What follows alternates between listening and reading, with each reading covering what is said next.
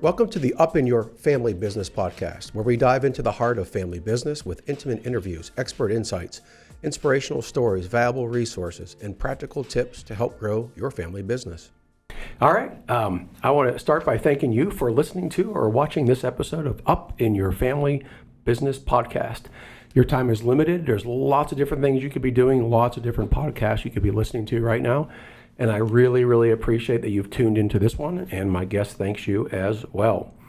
The goal and purpose of this podcast, with the help of our guests, are to help family business leaders gain insights, solve problems, be inspired, seize opportunities. That'll be one we'll be talking a lot about today, right? Seizing opportunities and achieving multi-generational prosperity. At least that's what the hope and goal is. Okay. So who is our guest? Our guest is Brittany Mann with Business Growth Consultants. How are you today? Good. Thanks for having me. Thank you. We're finally getting, just full transparent, we're finally getting started. We had some technical errors today, but I think we're off and running. So we're excited to be here with you today. All right. So who is Brittany Mann? I'll go ahead and share with you. Correct me if I'm wrong about all this. I did pull this from your website and your LinkedIn, so I think I'm pretty accurate. Okay. So Brittany has nearly 10 years of economic development and incentives procurement experience. Say that 10 times fast, right? Mm-hmm. She calls herself an incentives innovator. She loves helping family-owned and privately held companies find money they often didn't know existed, which is basically what inspired the title of this podcast episode, which I'll get to here in a second. She spent almost 5 years, just a little extra information. She spent almost 5 years with the Indiana Economic Development Corporation, and you've held directorship roles in business development and sales, marketing and business recruitment, national and international programming, and even time and experience in the project management space. Is that it? Yeah. Is that correct? Yeah. That's a lot. Thanks. You're an important person. I'm going to try not to make you laugh too much today, because once you get started, you won't be able to stop. Okay, so I digress. But I also noticed that you had an internship with the Indiana General Assembly. You want to tell us a little bit about that? Yes. So when I was finishing my master's, I wanted to have more of a capstone kind of project to round out, and they also want you to have some time in the community in various capacities, and applied to be during a budget session to help to send to state senators. And I had two Northeastern senators. I'm so embarrassed I'm blanking on their name right now. It's okay. But we helped through budget sessions on when they are different committees, so Ways and Means, that sort of thing, at the state level when things are being put into law, basically. And that was also the reason I was able to foray and network into finding a role in project management at the IEDC. Okay. Where'd you go to college? DePauw. With the W. Yeah, DePauw with the W, yeah. Isn't that funny, though, how our brains... I swear, some days my brain is super sharp, and then some days I'm like, that thing over there, a door? Yes, that thing. Can you open that for me? It's like, what? It's amazing. I remember the names of all my elementary school teachers, but names of people I haven't seen in like 6 months. If I haven't seen you in like 6 months, it's almost like you never existed. My brain can't remember it. The shorter term people. It's not a Monday, but we can blame it on the first snow. How about that? We'll do that. Are you also, so in addition to all that, are you also a licensed commercial real estate broker? Yes, I am. Okay. What if Trump could use you? You got a lot of experience here. You could be on his cabinet. You're like an impressive woman. He is still making appointments. That's right. Just hang in there. The call might come through. No, seriously, that's really impressive. What's interesting is it looks like, I'm not an expert in all this stuff that you do, but it looks like everything you have done has kind of naturally led you to what you're doing today. It seems that way. It seems like you've probably that's like every role you've had has helped you to where you are now. Yeah, every vein, I think everything happens for a reason, but every vein of a role that I've had has led in some way to be territory or project management. So my first role actually was as a drug rep. So legally selling that product, and then selling the state of Indiana when working for the state of Indiana as a business climate, and now I'm selling my services to clients. That's pretty cool. What did you major in at DePauw? Political science, history, and conflict studies. Conflict studies. Okay. Political science, history, and psychology. conflict site. That'll help you in your marriage. All right. Has that helped you in your marriage? You have to communicate with people today. That's right. It's very useful. All right. So you saw it before you came in, but I'll remind you of our title. And again, earlier I shared with you what Brittany enjoys. She enjoys uncovering opportunities. And there are a lot of different incentives out there that people not only need help finding, but from my own personal experience and for what I've learned is there's a lot out there that people don't even know about.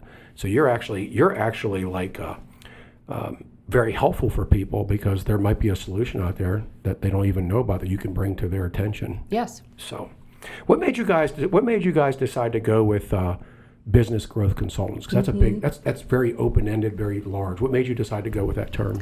We were trying to find something that didn't make us sound like financial advisors. But the main stem and theme of all the clients we work with is there is some growth event. So growth is very important, and working with business to business clients, and we are consultants. And my business partner and I are both B names, which we didn't do that as a main reason, but Brian and Brittany, so BGC. And it just kind of, it was something that all stemmed together, and we also wanted something at the front of the alphabet. That makes sense.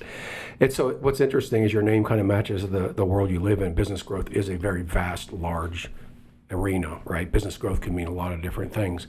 So you're actually able to come at that time of need and then uncover different opportunities for them. Yes. Okay. That's really cool. And we'll dive into that here in just a second. So anyway, so the title is Opening the Vault, Accessing the Treasures of Economic Development Incentives. I really like that title. I think it really captures, that's really ties well to what you do, but it also ties really well to where your enthusiasm and your excitement lies. Well done. Yeah. So with Brittany's help, here's what we're going to learn today. I just want to give you a little bit of an insight on what we'll be doing. So a lot of pressure here. What economic development incentives are. So that makes a lot of sense. People in our audience might be listening today going, what are business incentives? What do those even mean? So we'll start there. The types of different incentives that are typically available, that would make sense. The benefits of these incentives, where to pursue such initiatives and these incentives, the impact the incentives have on business growth, navigating the application process. I can't even begin to imagine. I'm sure you help your clients with that. Examples of businesses, and this will be a big one. Our listeners will probably be like, okay, I'm hearing all this information, but maybe we can get to some examples or case studies of businesses that have gone through and benefited from this process. And then lastly, we'll wrap up with just some advice from you for those who want to pursue these incentives. Maybe they're looking to pursue them already, or maybe as a result of this podcast, they'll want to pursue it. So I'm real excited. So that's all that we're going to cover today, and I hope that my questions make it easy for you to provide those answers. Okay? Absolutely. All right. Okay, so let's just go ahead and start there. The very first one, for those who are unfamiliar, what exactly are economic development incentives, and why are they often considered hidden treasures for businesses? Tell us a little bit about that. Sure. Thank you. Economic development incentives are designed to retain and attract jobs. So every state and community, Indiana, where we sit, has an economic development agency. That agency that you mentioned earlier in my job history is designed to retain and attract jobs. And these incentives are programs and tools they use in their toolbox to achieve that with businesses. So where we sit, we don't have mountains and oceans. We have really great universities, we have great businesses, but we don't have a main mechanism of quality of life that really retains businesses. And every community is trying to outpace their death rate, really. You want to retain, so that business employers are the main engine to do that. And where we sit in most pro-business states see that as through incentives to retain business employers and thereby retain talent. Then those people invest in their community and their schools, work, live, play. So those incentives exist. They exist to encourage continued growth or retain or attract growth to a community. And every state has a engine that an economic development corporation, or they call them local economic development corporations, designed to retain and attract those jobs. And those programs come in different buckets or forms. Some of them are geared towards human capital, capital investment, location, and those can fall into a couple different forms of how they go towards an effect and positively impact the business. Within economic incentives, there are also programs. So some of them are a direct benefit to the business, some of them are more programmatic in-kind benefits. And this is a stark contrast, and want to make a differentiation between statutory incentives. So I'm not a tax professional. Your tax professional is going to help make sure small businesses are taking advantage of statutory programs. When we were in the thick of the pandemic, that could have been your employee retention tax credit, right? Those are things that every business can take advantage of because they're a small business. It's statutory write-off that any business doing X, Y, and Z, hiring mom on food stamps or WIC or underemployed individuals can take advantage of.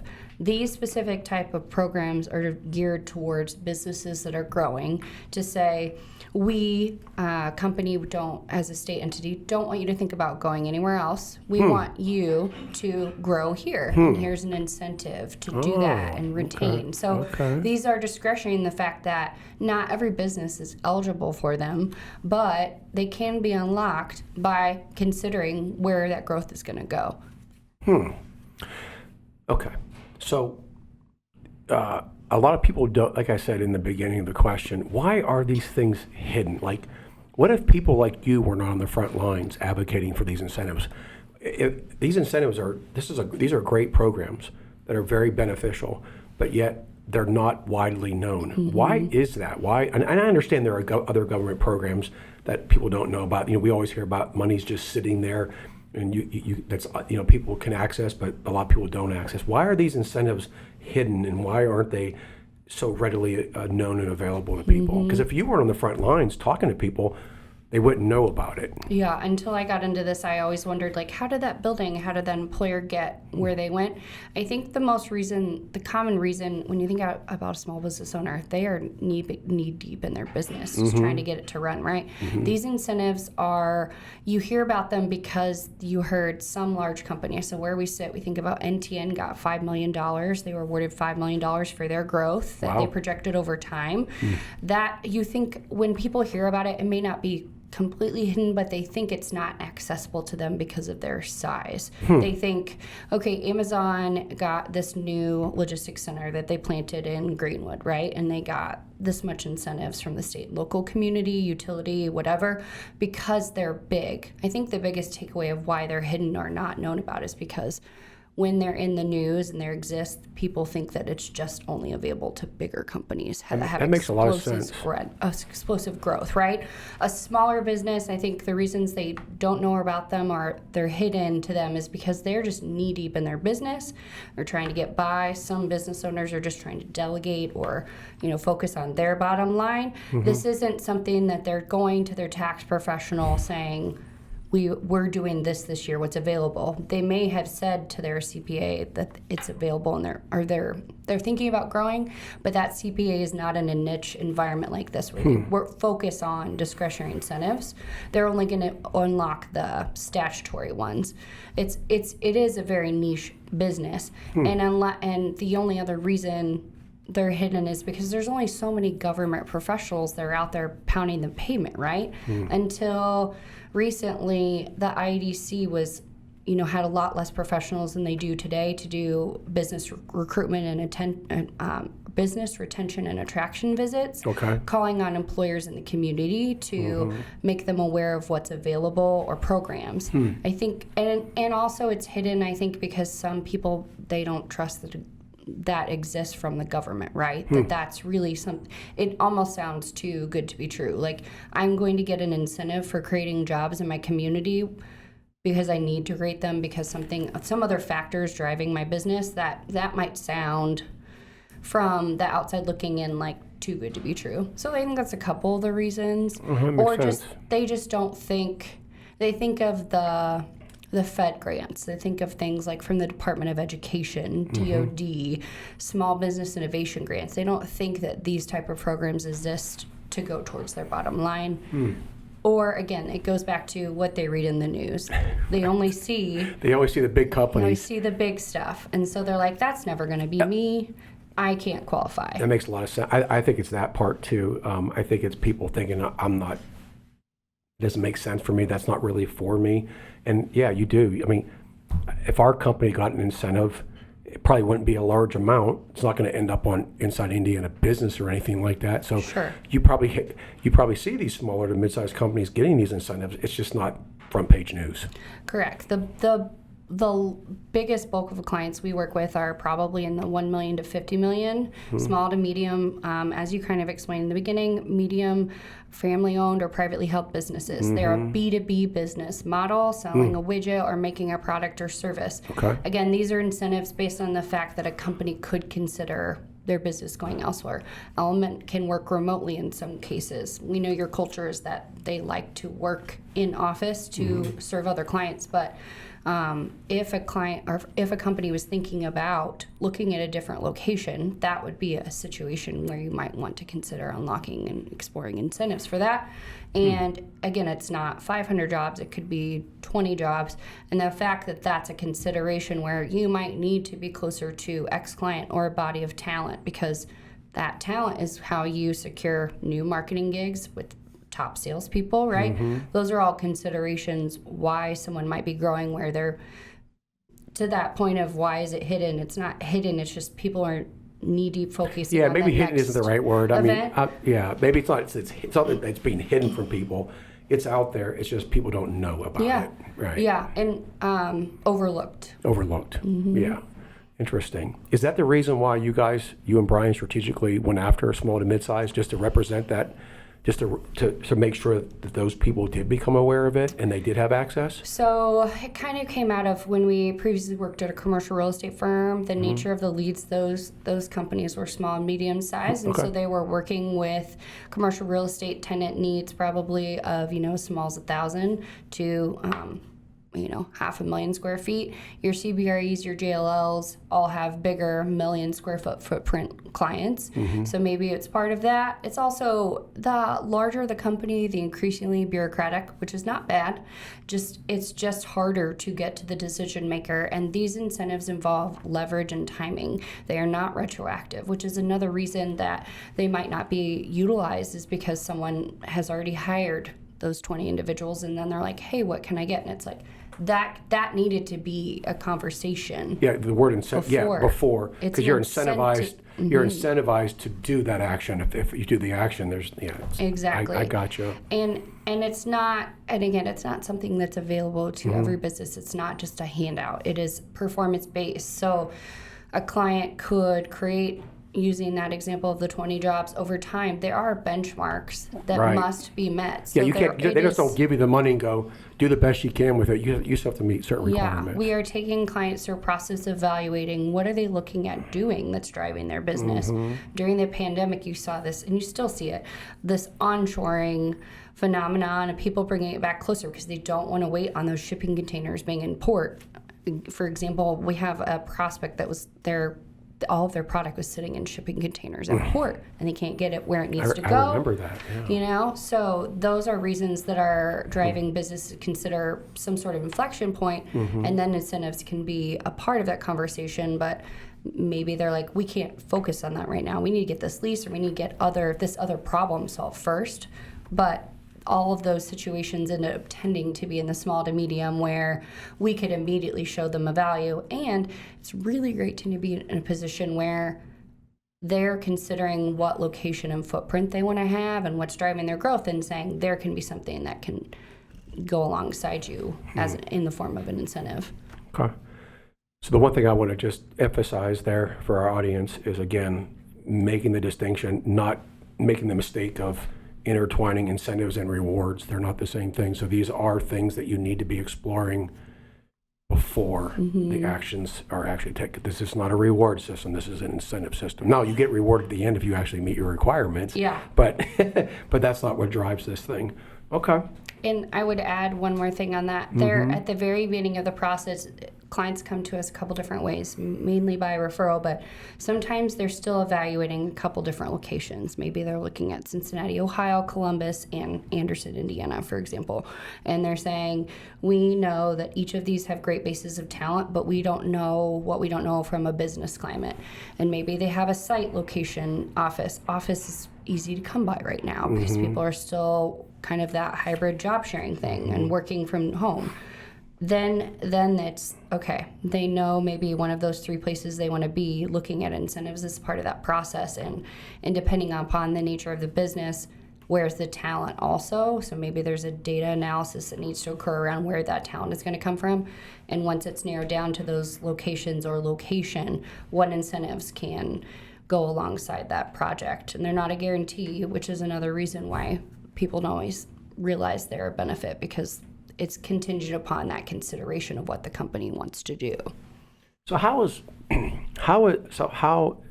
as business growth consultants, do most of your clients find you, or do you find them? Like how does that perfect timing work out for you to find, with your clients? How does that work?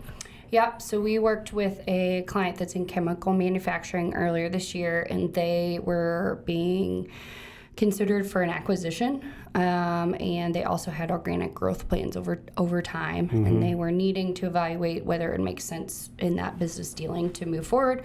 We were introduced by a referral partner for that one. Most of them, it's warm introductions. It's coming from a place of trust, because then these are private plans about growth that you maybe not want it to get out to employees that you're considering a different location, because that may make them concerned that they're not going to have a job because there's another location, which it's not an either or. But in that example, they were considering acquiring a business, and they needed to evaluate and see if there was anything else that could make the business deal work, a capital stack work on paper. So we were introduced by a referral partner, and the company was considering whether they would keep those assets upon acquisition. So we engaged the state and the local community where they were looking versus another acquisition they were considering, because they wasn't a shoo-in that they were going to go with that business as an asset purchase, and secured incentives to add to the capital stack. And then that helped the PE that was looking at both manufacturing companies say, okay, this deal makes a lot of sense on paper. It mirrors the culture and the things that we want to do to grow the business organically. It was a business that they wanted to retire, and the sons or the kids didn't want to take it over. So they went through the acquisition and had an incentive also, because they were evaluating where that talent and those assets were going to be retained and growing over time to sweeten that deal. And ultimately, it ended up being a 7-figure incentive that they can potentially actualize over time. So, but I would say that the short answer is referral partners most often, because companies are directly going through some sort of growth, and they remember, if nothing else, that growth is the most important time. And that's the trigger. That's the trigger. That's the trigger term. That's the trigger moment. Yep. Yep, and the growth could look like many different forms. Many people think it's, again, because of what they read of such and such got discretionary incentives, they're adding this many jobs rapidly. But common situations, we also help our just general organic growth. They know they need to grow, but they're not sure which location it makes sense to have it, of their multiple offices or headquarters, or the merger and acquisition, or some big capital equipment purchase. So rapid growth is very common, one that people remember, but these other growth situations could also be apt scenarios. Your business name is becoming more and more understanding. It makes more sense. So just to clarify, you may have shared this, and forgive me if I missed it, but so these incentives come from the state, is that right? State and local community. State and local. Or utility. Okay. Or other granting body, so feds as well, could be. It depends upon the client and the industry, because we're working with a number of different types of business-to-business clients, whether it be life sciences, tech, professional services. They have different expenditures, right? In a professional services business, their most large asset and investment is their people. Using that example of the chemical manufacturer, their equipment and their product is their largest expense. And so each of those different levels of government has different buckets that I was alluding to, that may have different ways of incentivizing and securing that economic or that expansion project or attraction project where that community wants it to go. Very interesting. Okay. So if we wanted to get really in the weeds, those could be performance-based tax credits, grants. This is great, because this is what we want our audience to know, all these specifics, so thank you. Cash, direct cash or deal closing funds for again, larger projects, but in kind, on the job training, our job is to steer direct benefit to the client, but sometimes these incentives can also be in the form of in-kind programming or in-kind estimates of savings. But training grants, tax increment financing is an example, tax abatement, loans, like community-backed loans versus a commercial bank loan, not like a Series A or a 7 SBA loan, but community microloans. And also like on the job where they actually give you money to reimburse the training, but also will connect you with in-community partners. And then utility riders. So if a company makes a widget and they use a large part of the utilities in that community, there might be some rebate or reduced rate for making that product, because so much of the energy they're using is going into producing that widget. If I ever go after any incentives, I'm going to be really glad that you exist, because you're doing a great job of explaining what these are and really explain it in simple terms. But I will say, not because of you, this is just so vast. This is more vast than I even realized when I asked you to be a guest here. Yeah. I wouldn't even know where to start. So thank God people like you exist, right? We've done projects in 35 states. Okay, that was my next question. Okay. Sorry to jump the gun. No, you're great. So 35 states. Some communities and states are more incentive focused than others. Okay. Again, when we go back to like, where does a company want to be? Who doesn't want to be in California? It's sunny. It's also crowded, depending on where you go. But the thought of they have a great quality of life there, it's very easy for employers want to be there. But at the same time, it's expensive. So you've seen this exodus of employers moving to Arizona, Utah, because it's more cost effective and very business cost friendly from a cost climate. So when I talked about that kind of engagement period, first you're looking at business cost climate from operating sales tax, income tax on employee wages, cost of inventory, cost of holding goods there, cost of onshore, all of those different things on top of like a lease and just your regular cost to operate. So after you've seen, okay, this is not going to be super jeopardizing to still operate in this state, incentives end up complementing that. Incentives don't last forever, so it's really important to make sure, based on the decision first, that the business operating environment from a state standpoint and local standpoint they're going into makes sense. If they're moving into a state that has inventory tax and they have a ton of stuff, like that textile company where I referred to the shipping ports, that could be really high cost expense just by moving to a new state that they don't want to assume. Some communities have gaming dollars, so it might right size some of that with an incentive, but at the very beginning you still need to have somebody on your side or be doing your due diligence to evaluate that community first. How does somebody get engaged with somebody like us? The referral, the direct referral, and we engage with getting kind of some projection to see if it makes sense, make sure they haven't already made a decision and already kind of put that shovel in the ground ideally, because again, we need to have that leverage that they're still considering what they want to do. Do they have to use a site consultant? No, but that's not me trying to put business growth consultants out of clients or a job. It's just the reality is when I worked at the state, I worked directly with some companies that were expanding or considering attracting in Indiana. But just like any other situation, we were adding someone to your team or evaluating somebody to use as a vendor. When you hire a consultant, you're hiring somebody that has your business's best interests and your goal line at the end of the day. Whereas the state is also like making sure, does this incentive make sense? Are we being good fiduciary stewards of this tax incentive by offering it?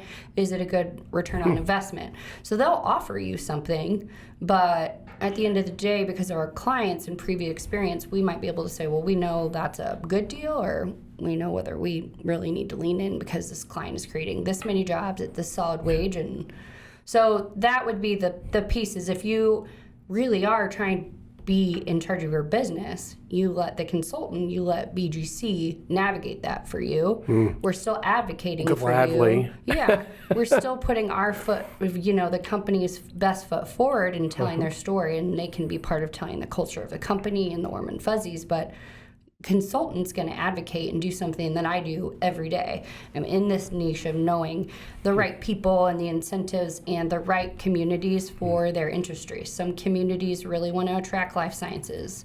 Raleigh, North Carolina is in that research triangle, just like we have Lilly in this huge life sciences hub that you're seeing that's been here but continues to unfold. So those are places where we think, okay, maybe this community or this state would lean in more based on industry. So if you're going in without somebody that does what I do, that could be okay, but you may just be getting what they're willing to say. This is what we're doing. And it's all about putting your best face forward too, right? Like, hey, I am really happy to be here and I want to be in this state. Like, what can you give me? Again, these are designed to retain and attract companies. If your best friend is like the governor, but you've already said, I'm really happy here, what can you do for me? That's not how it triggers those incentives, because they're using their tax dollars. You've already done it. Yeah, they want to be able to say, we use these tax dollars to truly secure jobs that were on the fence, or truly, it's not like a race to the bottom. It's just, we want to know that we used it the right way to say, we got this company to stay here because this was the icing on the cake that helped move the needle with that incentive. My favorite part about all that was putting your best face forward. I really liked that. That was pretty cool. Okay, I will tell you, my head is exploding, and I'll tell you why. Not only are you sharing a vast amount of information that I even didn't expect, like you're making this podcast interview even greater than I even expected, but as I'm listening to you, I'm looking at you and I'm thinking, how does Brittany do this in 35 states?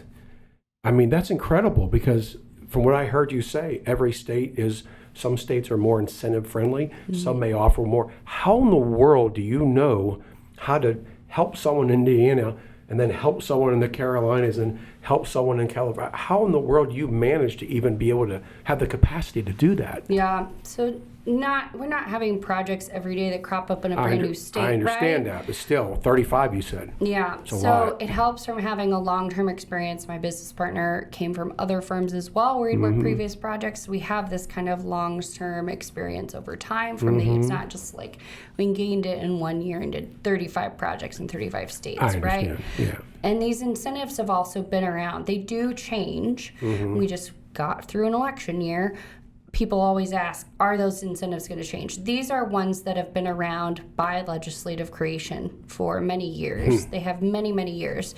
The incentives we're procuring are usually multi-year incentives, so they have been around for a while. So if someone completely pulls back on incentives and eliminates them, so a couple years ago, New Jersey and New York really were like, we're not doing incentives anymore. Really? Cost of business to operate there was expensive, and they're like, we're just not doing this.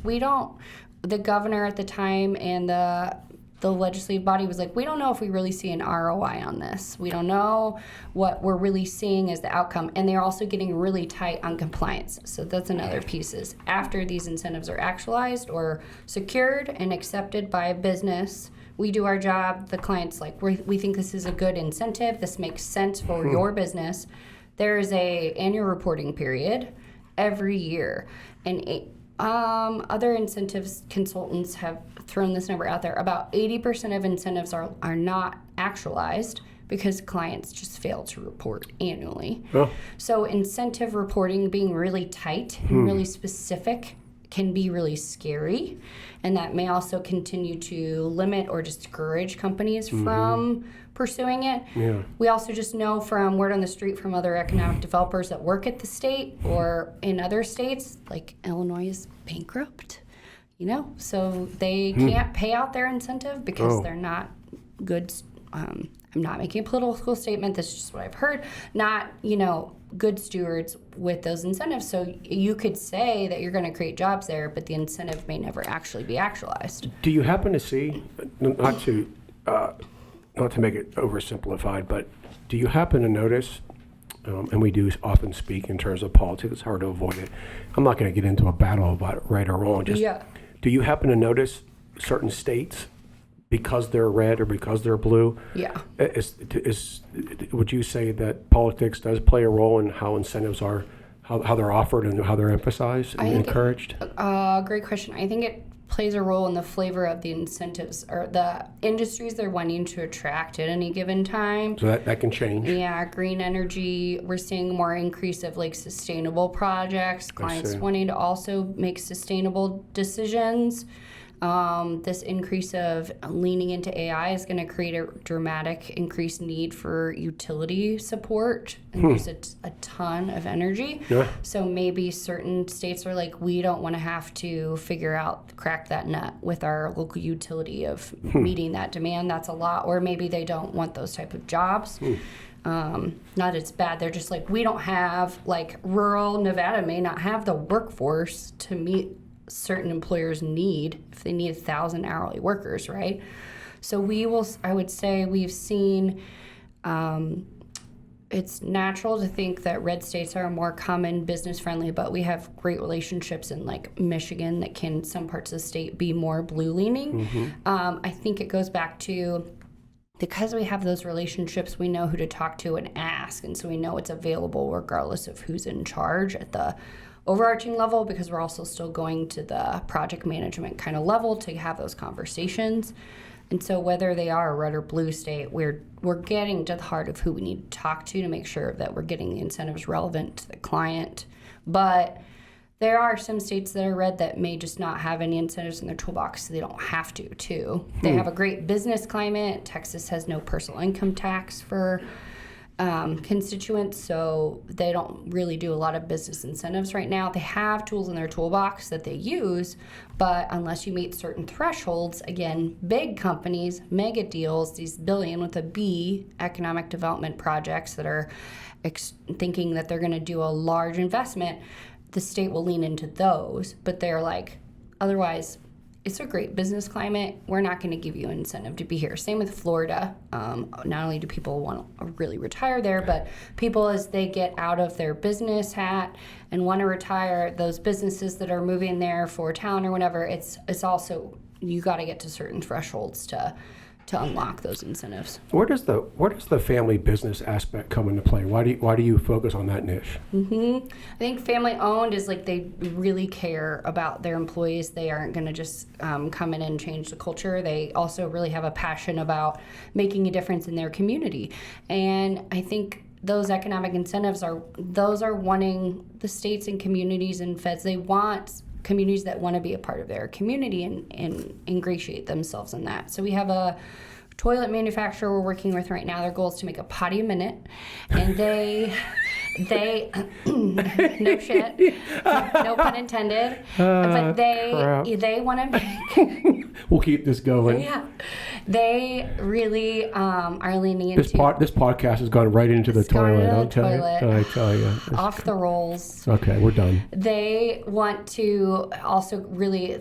One of the owners is a developer, and they want to also potentially do some community housing. Oh, okay. So wow. Things like that also are really kind of a feather in their cap for a community.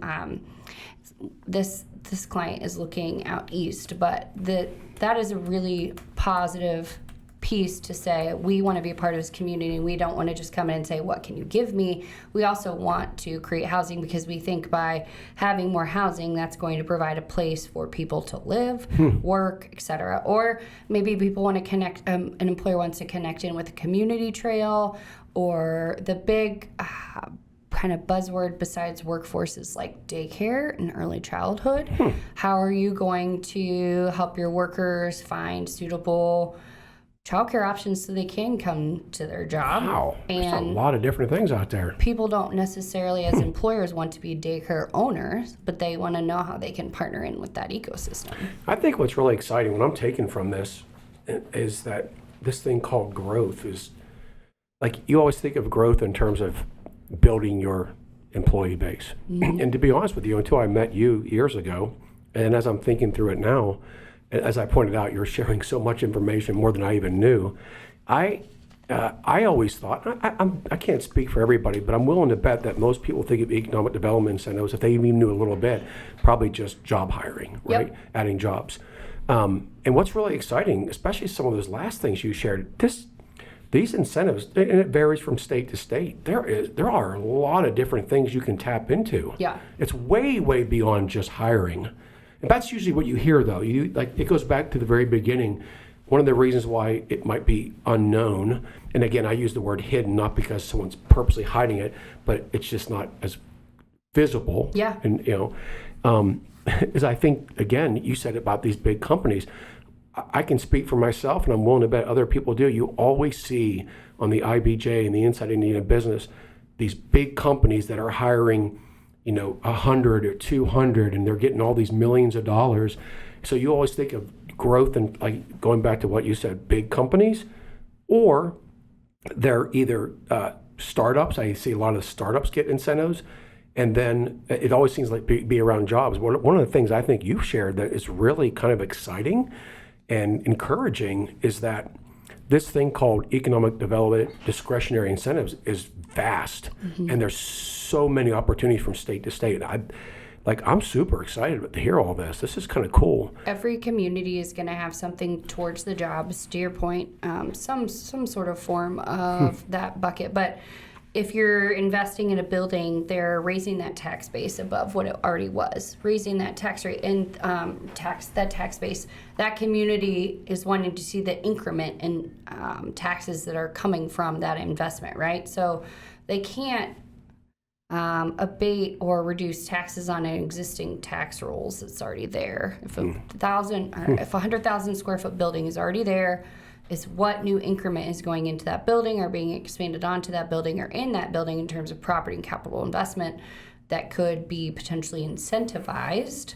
So that's another one that most communities have in different various capacities, whether it's a reimbursement for investing in maybe high efficiency equipment for manufacturing process, that tax abatement that I referenced, or some sort of loan to help capacity build within that facility.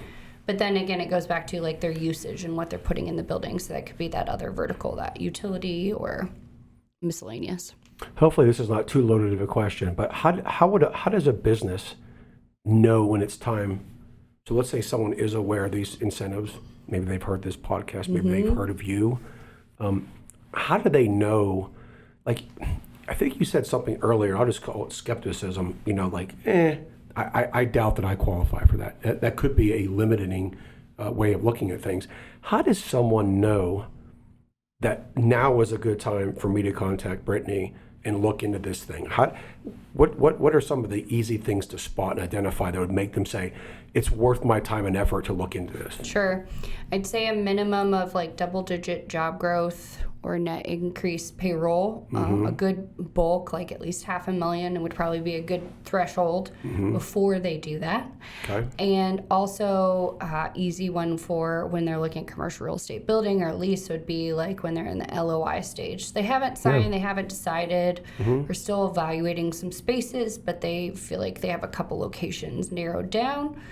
And also for like that startup reference, it probably is after they've gotten that capital infusion.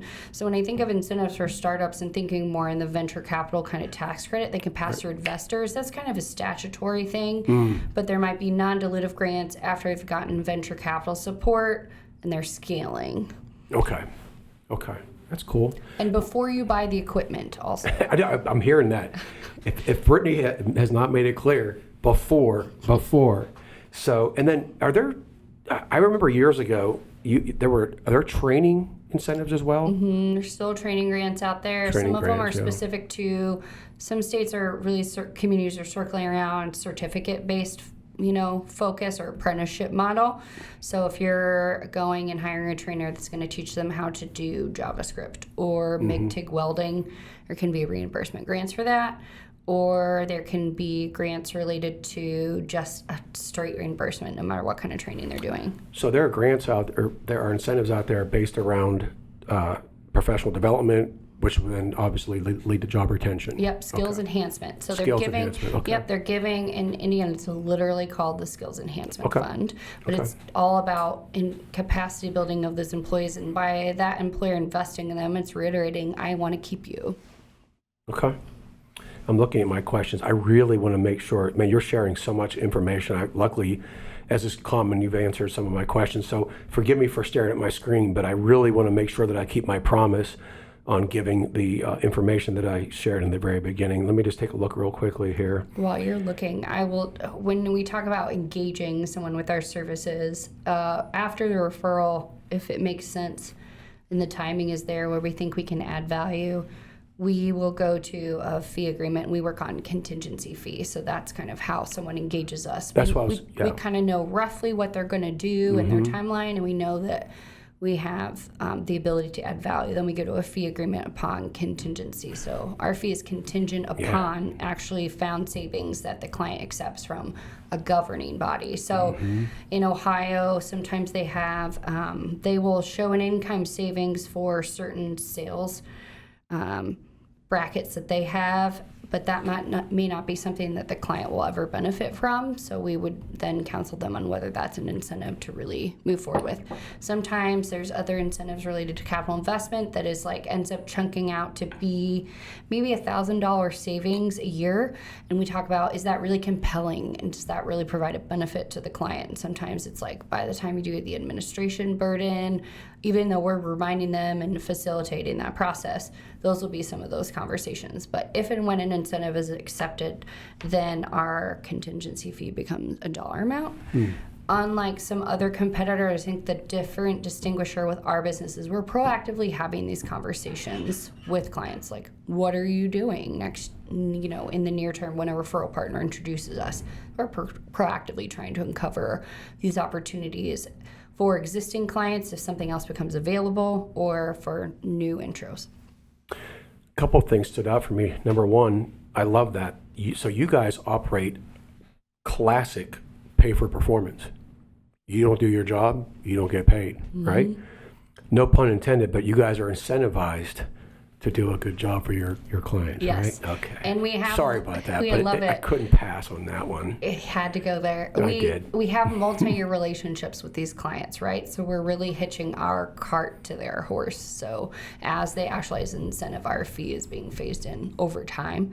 So we want to continue to bring value, make sure they're compliant every year, so that we can also bill for a portion of our fee. But again, it's over time. These are multi-year incentives, so our fee is over many years usually. So it sounds like Business Growth Consultants does the heavy lifting. What skin in the game do your clients have? So when you talk about this application process, trying to identify incentives that might be available and then applying for those, how much is the client involved in that process?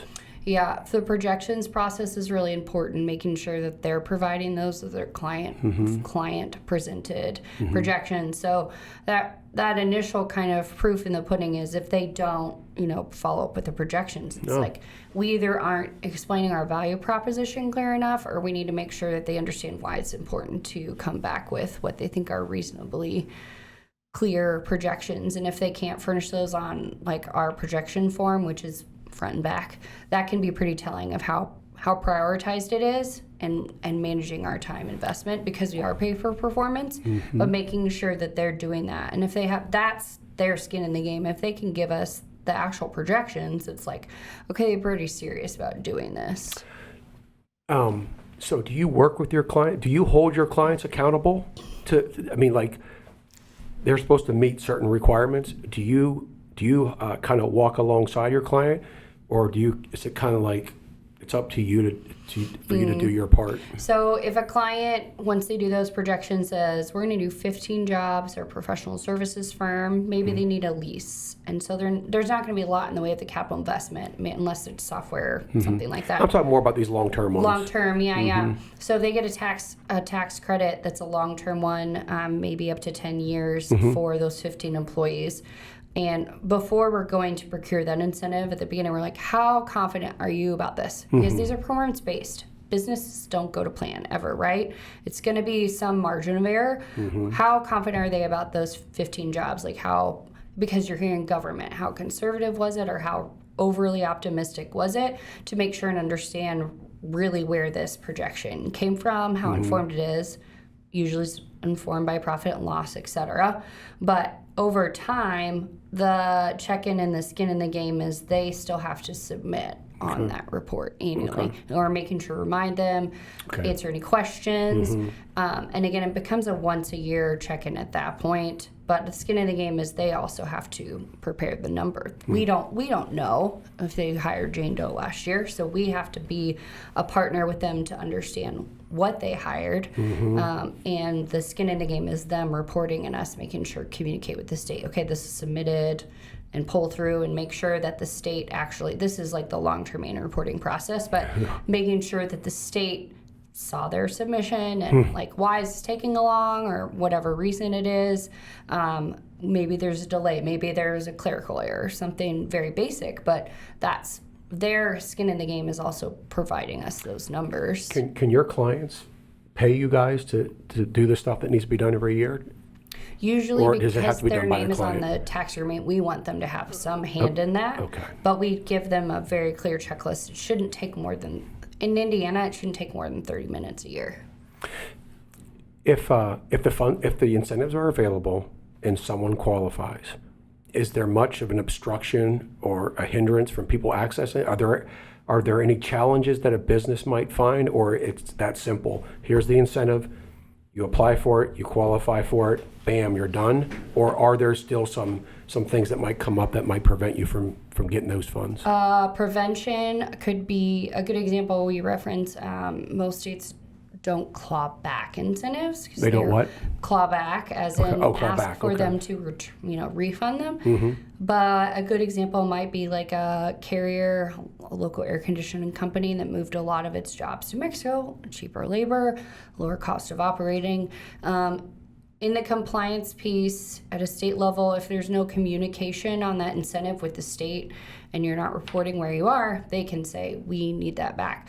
We have only seen that in cases where clients go completely dark. We haven't had this happen to us, but if a client went completely dark or a company went completely dark and it's like they didn't share how many jobs they created, so there's no way to show, calculate the incentive, that would be an example. But it's not as common because, again, you're going in hoping that this company's going to grow unless some catastrophic event happens. So during COVID, we saw clients not actually as incentive, but it wasn't a clawback, it wasn't a negative thing. There's just no award certified that year. So basically, back to my question, if the incentives are available, they're accessible, and you qualify in that early workings with you, then you're good to go. Yeah, I think unless for some reason something really pivoted with their business, they're not going to create the jobs, we would need to know that soon after the incentive before it was accepted. But yeah, I think it's a pretty straightforward process. We kind of divide it into 3 buckets: that early investigative stage, active procurement, and compliance. Are incentives always lump sum? Are they always rolled out, or a little bit of both? A little bit of both. A little bit of both. Again, it depends on. So those ones that are like 10 years, do you get a certain amount every year and you have to keep on earning that money? Yeah, contingent upon what's performed. And then if they perform more in a year, it could compound. Sometimes it is just equating to whatever the company's tax liability is. In other states, it's refundable. Okay. You shared through some of the information you shared, you had some. You kind of delved into what sounded like a couple of case studies, some examples.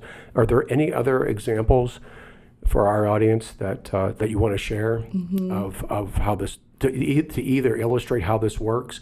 More importantly, maybe share an example of someone who went through this process, and maybe those circling back to those benefits. What do they gain from it? What are the benefits? And how did it impact their business? So if you don't mind sharing a real true success story, that would be great. Yep. So we have a truck client that makes stone slingers. They actually provide the equipment that slings a foundation bed for schools, houses, etc. They had a trucking vertical, and they really leaned into automation of their trucks. It's in Zionsville. and they were one of our first clients when Brian and I were working together. They were looking at probably 25 jobs. I remember the incentive was like $275,000. Wow, that's a lot. Over time. Wow. And they were also looking at doing something in their facility. They were putting some expansion in, a paint booth, some other some pieces of equipment to help with the fabricating of truck beds, because they also do custom fabrication for truck beds that are on the road that you might see, dumps, beds, that sort of thing. But they're truly business to business because they're working with other commercial like industrial truck companies.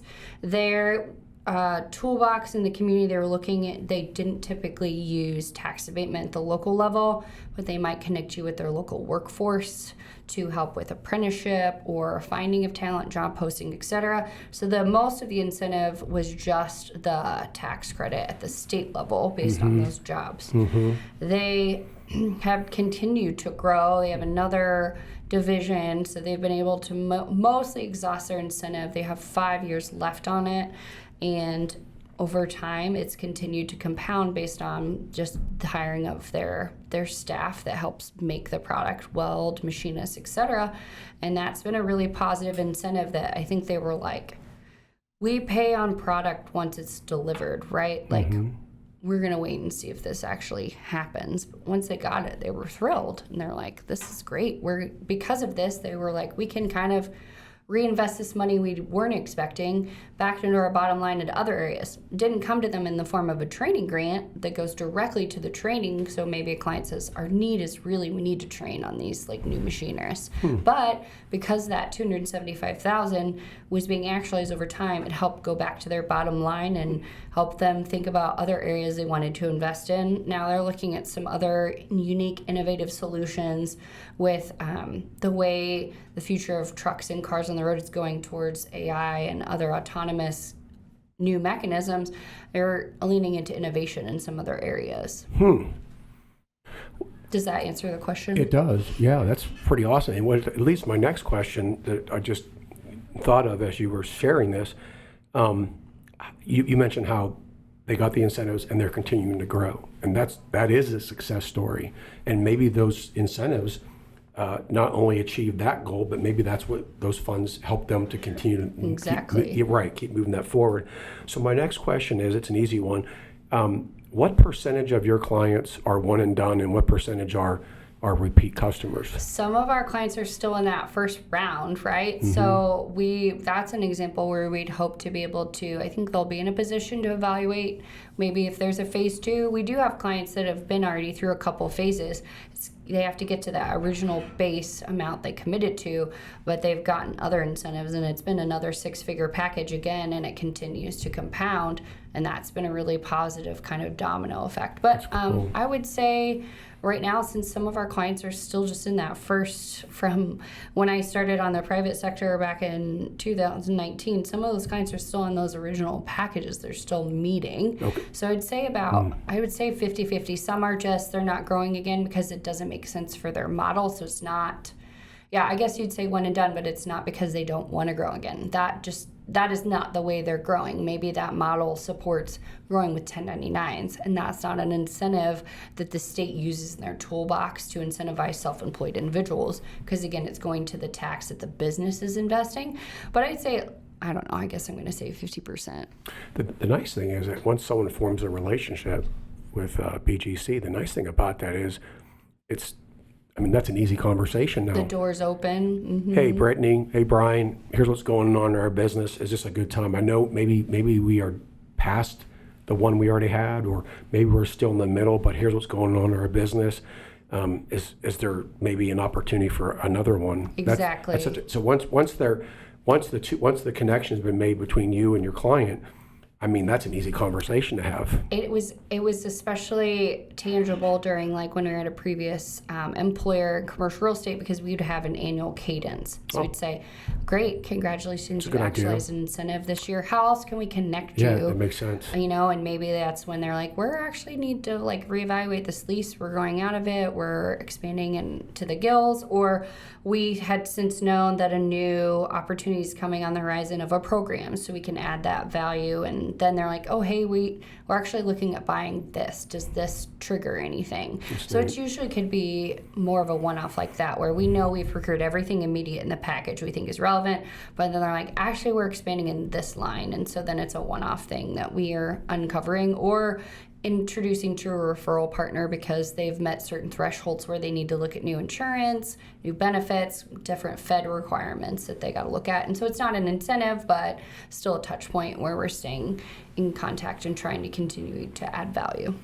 Has anyone ever gone after 2 incentives at one time? Is that doable? From 2 different locations, or what do you mean?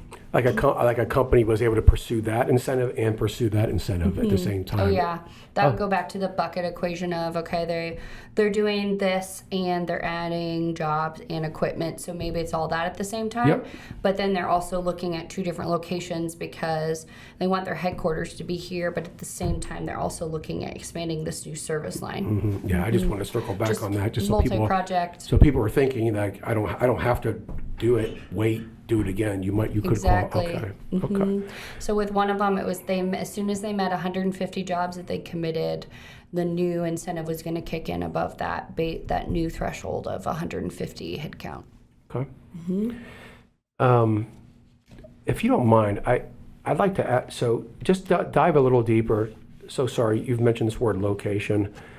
So tell me a little bit more. I just want to make sure I understand and our audience understands how location plays a part in all this. I just want to be clear on that. Mm-hmm. So there's this mechanism of site selection. Right. With the textile company reference, they want to be closer to some of the clients they're providing crew. They just they're looking at doing cruise ship lines as a new venture, so they may need to be closer to one of those ports. So that location is also contingent upon like cost-effective lease. So that's an expansion opportunity. It's an expansion opportunity. They're looking at maybe a cost-effective lease near a port, okay. And maybe one of the port cities is looking like it near Houston. That's a huge frontline city for goods coming in and out of the United States. But Galveston is close by or something. Maybe it's a little more cheap to look there for a lease, and they're looking at that location, but they're also organically growing where their headquarters is in the Midwest. We could be looking at those expansion opportunities for 2 very different reasons, but saying, okay, from a site selection perspective, after you've established that business climate makes sense, what sites are available? Does it have utilities to site? So if they're building from the ground up a new location for being close to that port and they need to build an industrial building, are there utilities to site? Do they need rail?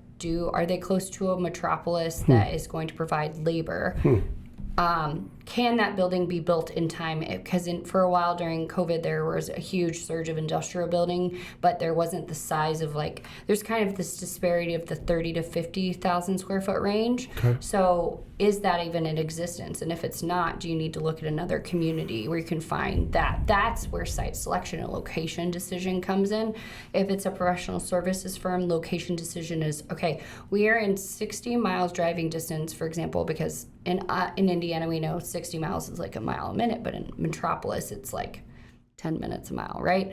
How far can a base of talent get to that employer so that they know, okay, we are creating 300 jobs. We know within 30-minute radius or 60-minute radius how much talent can get there, and that drives the location. That's where the location decision comes in after you know where the business climate is.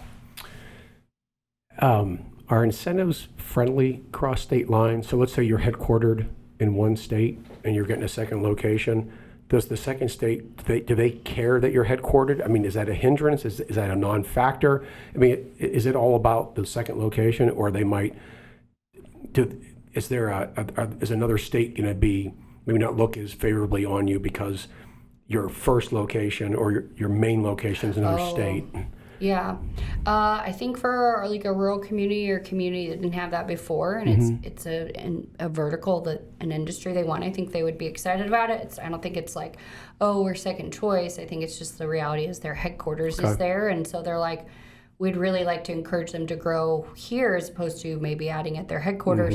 But if we're talking about like Jeffersonville across the river from Louisville, I really don't like to talk about poaching in that way because it's kind of all part of the same region. Oh, that's right? interesting. Yeah. It's making the same economic impact, whether it's on that side of the river or the other. So communities really don't love if they're just jumping across the river to say, like, what can I get? Wow. Again, it needs to be, probably goes back to that employer that's more ideal of a home run. Like they want to be in that community or recognize the concept of regionalism, that wherever they're locating within that kind of tri-state Louisville area, they're making an impact in that community, whether it's on this side of the bridge or not. And it's having a ripple effect across the county because, and the surrounding counties, because people commute, that labor force comes from that surrounding county too. Yeah, people live on one side, they work on the other. So you answered my question. That my question was thinking of state over state, but that's a whole other way of looking at how friendly are they across state lines. That's really interesting. And if they're a region, usually when you're looking community, you're not looking because it's on, you know, Delaware County versus Madison County. You're like, I know where this city is. I think I know where Ball State is. And this is the community I'm looking in. I don't care that it's just into this county line. I'm looking at this community, this region first, or this state first. Okay. I think we've covered a lot. We have a couple more questions. So we did cover what incentives are, the types of incentives. I mean, obviously you didn't name them all, but man, you sure named a lot of them. I had no idea how many there are. It's really cool. The benefits of them, when to pursue them, the impact, navigating the application process. I guess, again, that's why it's important to partner with someone like you. You don't have to work. Because I would think most businesses, if they didn't have someone like you, that would be a really arduous process. It's going to fall on the HR, the controller, people that already have plenty of stuff going on. I'm real excited. You did a great job. You literally have addressed everything that I promised we would address, except one more, and we'll get to that in a second. So we are I warned you ahead of time, we're at the dad joke segment. So for anyone who's listened to this before, you know what's coming. Dad jokes are real big at Element 212, and what I'm real excited about is every guest that I've had is also very excited about dad jokes, whether they tell them or not, unless they're lying to me. But how can you not like a dad joke? Come on, people, let's go. So here's our dad joke, and as always, I'll ask the question. If my guest knows the answer, she will be silent, but you can give me a thumbs up if you know what it is, if you want to. And then when this podcast goes live, go to our Facebook page. You'll see my face on there. And there will be the question and answer on there.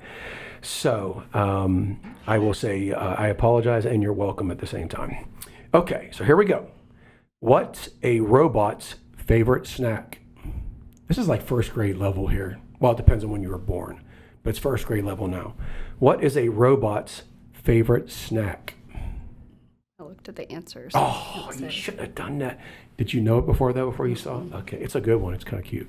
So what is a robot's favorite snack? So look for us when this is live and you're listening to this, go to our Facebook page, look for my pretty face, and there will be your answer. So it's a good one. I really like this. Is one of my favorites. Okay, so we're gonna wrap up with just a couple of questions.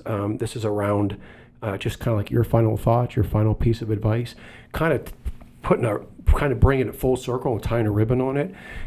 I really do. My goal is to inform and educate and give people opportunities, but I also want to shed light on my guests. So I'm really glad you had the opportunity, Brittany, to be here and let people know what this thing called incentives. Again, the word hidden is kind of it could be a misnomer, but it's good.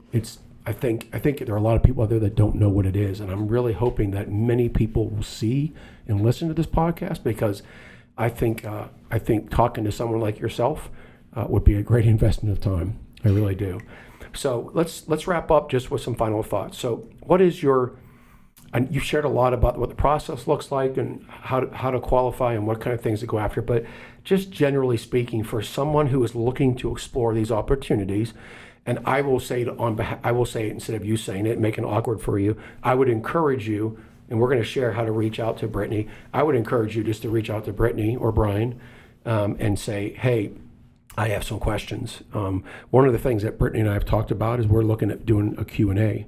So at the time that this launches, we're not only going to release this podcast, but we're also going to open up we're also going to promote a Q&A. I think people's heads, I mean, I told you as I was sitting here listening to you, my head was ready to explode, because not only do you have such a plethora of information, but this whole thing called incentives was way more expansive than I even understood. Like, I was excited to have you here just based on my limited knowledge, and I thought what I know is important for people to know. Like, there's so much. Awesome. So I'm going to plug you myself, so you don't, because I know you're a humble person, but I think one of the best things to do if you're exploring this is simply to reach out to you.